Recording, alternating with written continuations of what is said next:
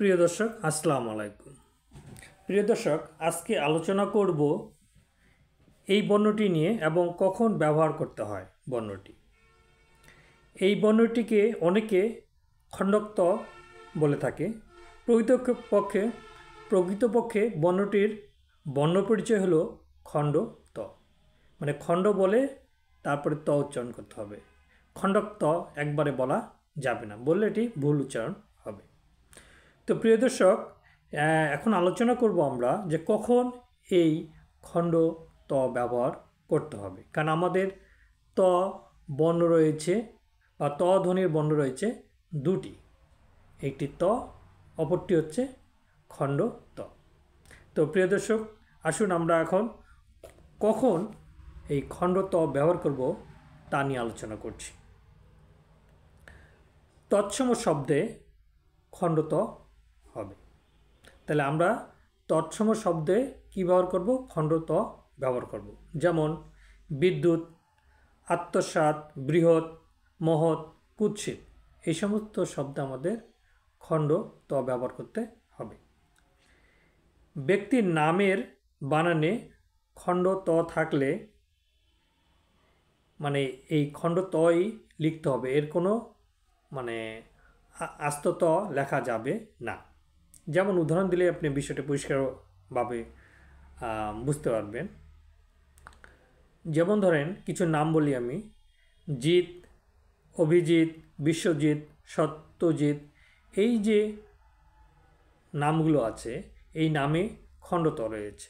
এখন ধরেন কোনো কারণে আপনার এই খণ্ডতয়ের সাথে স্বরচিহ্ন যোগ করতে হবে, তখন কি করবে? তখন কি আপনি আস্ত ত লিখবেন? না।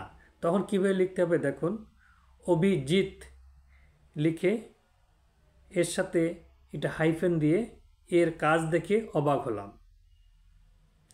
ঠিক আছে, তাহলে আমরা হাইফেন দিয়ে এর লিখে তারপর লিখলাম যে কাজ দেখে অবাক হলাম।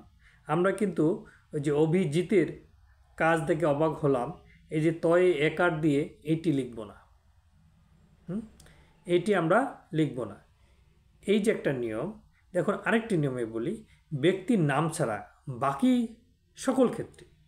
তাহলে একটা হচ্ছে যে ব্যক্তির নাম, এবং ব্যক্তির নাম ছাড়া বাকি সকল ক্ষেত্রে কিন্তু আবার এইভাবে লেখা যাবে না। তখন আবার কীভাবে লিখতে হবে?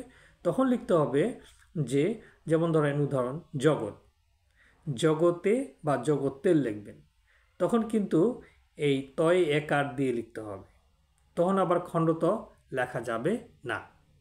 তাহলে প্রিয় দর্শক, দুটো জিনিস দেখুন, লক্ষ্য করুন।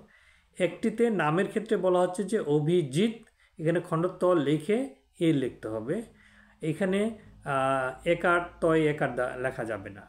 আবার ব্যক্তি নাম ছাড়া যখন অন্য সকল ক্ষেত্রে আবার আপনি খণ্ডত লিখতে পারবেন না, তখন লিখতে হবে আস্ত ত লিখে একার দিতে হবে। জগৎ, জগতে বা জগতের, ভবিষ্যৎ, ভবিষ্যতে বা ভবিষ্যতের।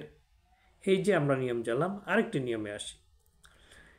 কৃত, চিত, অত, সাত, এই যে প্রত্যয়গুলো দিয়ে যদি কোনো শব্দ গঠিত হয়, তখন কিন্তু খণ্ডত লিখতে হবে।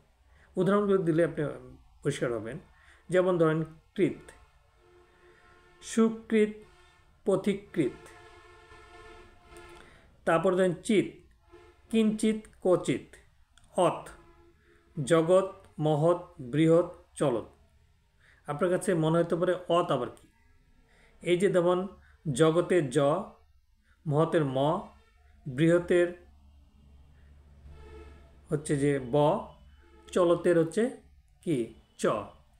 ব্যঞ্জনের প্রত্যেকটা বর্ণের অন্তর্নিহিত অ আছে, এই জন্য এখানে বলা হচ্ছে অত। ঠিক আছে, এবার আসেন সাত। যেমন আত্মসাৎ, ভূমিস্বাদ, ধূলিস্বাদ। এই যে আমরা কয়টা প্রত্যয় পেলাম? চারটি না? সাত, তারপর হচ্ছে কৃত, তারপর হচ্ছে চিত, তারপর হচ্ছে অত। এই চারটি প্রত্যয় যদি থাকে, এখানে আমরা খণ্ডত লিখব। তাহলে প্রিয় দর্শক, আমরা যে নিয়মগুলো জানলাম সেটা হচ্ছে যে তৎসময় শব্দে খণ্ডত হবে, ব্যক্তির নামের সাথে খণ্ডত থাকবে, এবং এর সাথে যদি আপনার স্বরচিহ্ন যোগ করতে হয় তারপরেও খণ্ডত থাকবে। ব্যক্তির নাম ছাড়া অন্য সকল ক্ষেত্রে আপনার হচ্ছে যে